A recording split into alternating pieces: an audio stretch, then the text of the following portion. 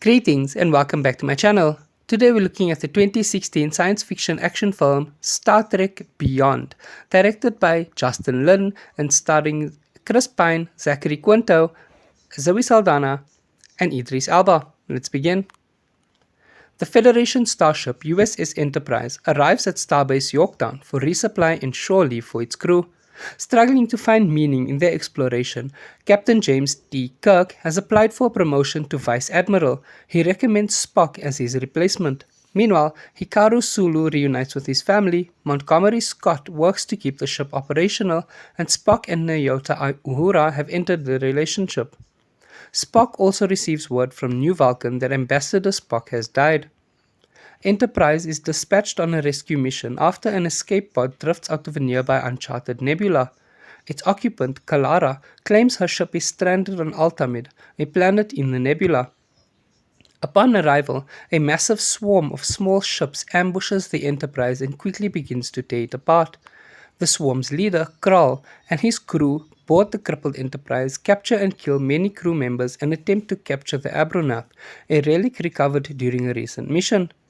Kirk orders the crew to abandon ship, leaving the disintegrating Enterprise saucer section to crash on Altamid. On the planet, Karl captures Sulu, Uhura, and other survivors. Kirk and Pavel Chekhov, accompanied by Kalara, locate the Enterprise's saucer section. Knowing that Kalara knew they would be attacked, Kirk tricks her into revealing herself as Krall's spy. She is killed when Kirk and Chekhov escape Krall's soldiers and flip the Enterprise saucer, crushing her. Elsewhere on the planet, Dr. Leonard McQuay and a wounded Spock search for other survivors. Spock tells McQuay that he ended his relationship with Uhura and is leaving Starfleet to help the Vulcan survivors and continue the late Ambassador Spock's work. Jayla, a scavenger who previously escaped Krall's encampment where her father was killed, rescues Scott and takes him to her makeshift home, the grounded USS Franklin, an early Starfleet vessel reported missing over a century earlier. Scott is reunited with Kirk, Chekhov, McQuay, and Spock. Krall coerces the captive Enterprise crew to hand over the Abronath, then uses it to complete an ancient bioweapon. With the device complete, Krall intends to kill Yorktown's inhabitants, then use the base to attack the United Federation of Planets.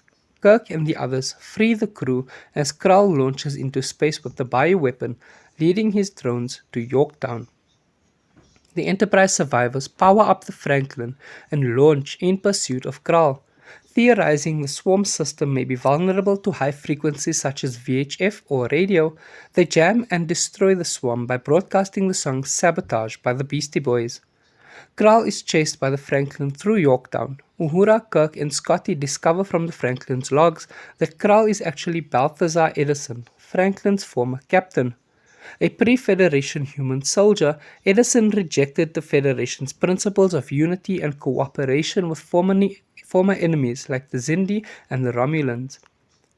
When he and his crew were stranded on Altamid by a wormhole, the survivors used the extinct natives' technology to prolong their lives at the cost of the others and repurposed the ancient race's dormant mining drone workers into the swarm.